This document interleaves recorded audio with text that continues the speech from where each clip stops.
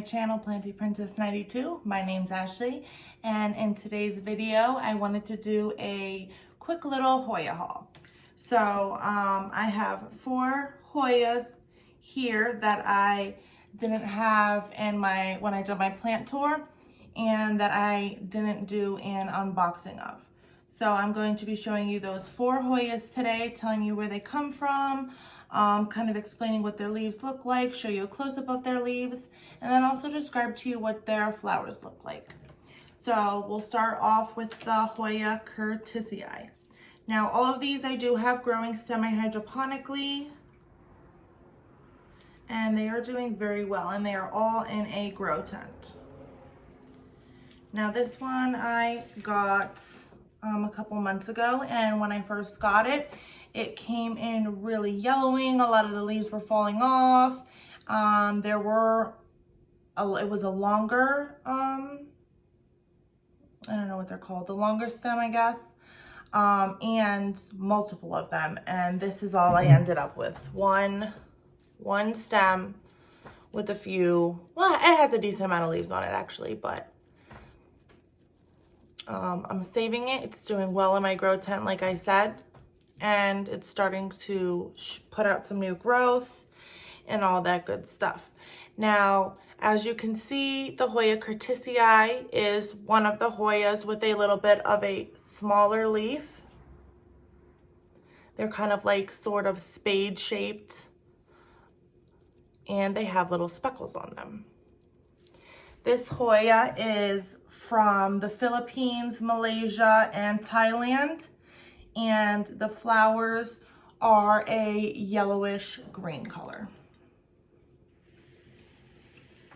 So we'll move on next to the Hoya Boutanika. This is a really unique Hoya.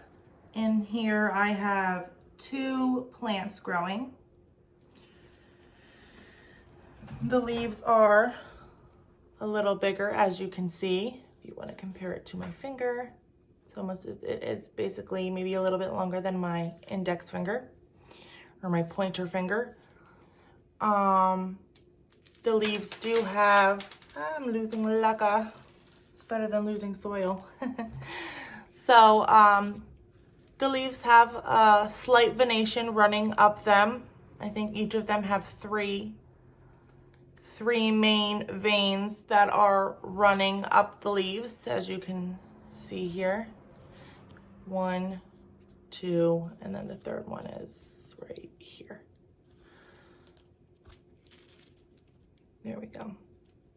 And as you can see, maybe a little bit on this one, the edges get a tint of red with some sun stress there. Maybe you could see a little better from the back side if you look at the tip. So they get a little bit of sun stress. Now all Hoyas typically do, but this one gets really, really pretty. This one is from Southeast Asia, and these flowers are a star-shaped flower. They're white with like a yellowish pink center to them. Next we will do the newly famous Hoya Australis Lisa. This one is also from Southeast Asia with white star-shaped leaves, and they have like a pink highlighted center, or white star-shaped flowers with that pink highlighted center.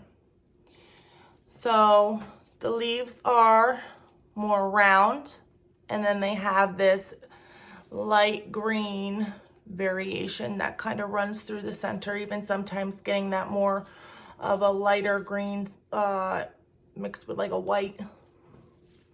This one's a very pretty Hoya. This one's for like us foliage lovers. This one is actively growing, has 2 new leaves coming in there, and this one does really well with that high humidity in my grow tent. It's a beautiful one. Now I saved my favorite one for last. I am going to do a full care video on this Hoya eventually. somewhere in the very near future, so I'm not going to tell you too much about this Hoya until that video. But I will tell you that this is the Hoya spIV from WMZ. WMZ stands for Welsh Mountain Zoo. So it's a botanical garden in northern Wales, and that's where this, I guess maybe was either cultivated or grown or found. The flowers get around half an inch long. They have a light perfume scent, and they're pink, a really nice pink color. As you can see, these leaves have a lot of beautiful and bold venation. And this one is also sun stressing very beautifully. Look at that red tint to it. And I love how the venations stay like a bright lime green. It's very beautiful.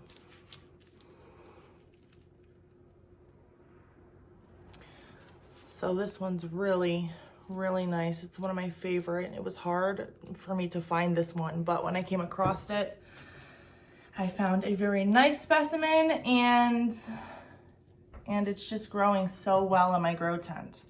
Now, all of these Hoyas, and I think most Hoyas, tend to like a little bit of a higher humidity. They like bright and direct light, and the more light you give them, that then is what causes the sun stress to give them that little bit of that coloration, which always looks really nice in a Hoya. I found that, you know, at least for ones like the spIV from WMZ and the Boutanika, when you give them a little bit of that more light but lower, it will sun stress them a lot nicer rather than, for me, I don't like that blotchy, burnt looking sun stress. I like it to come in nice and even. I like it to cover the leaf evenly. I don't like it to look like it's damaged. So I find when I give my Hoyas a little bit longer periods of lower bright light, now these do get artificial light because they are growing in a grow tent, but they sun stress really nicely. So these are my 4 Hoyas that I shared with you guys today.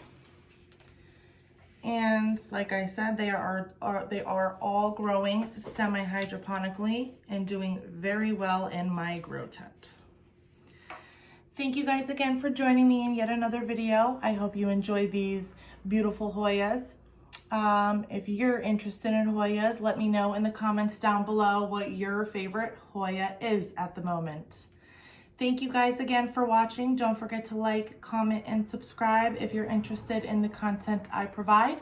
And as always, every plant's a princess. Bye.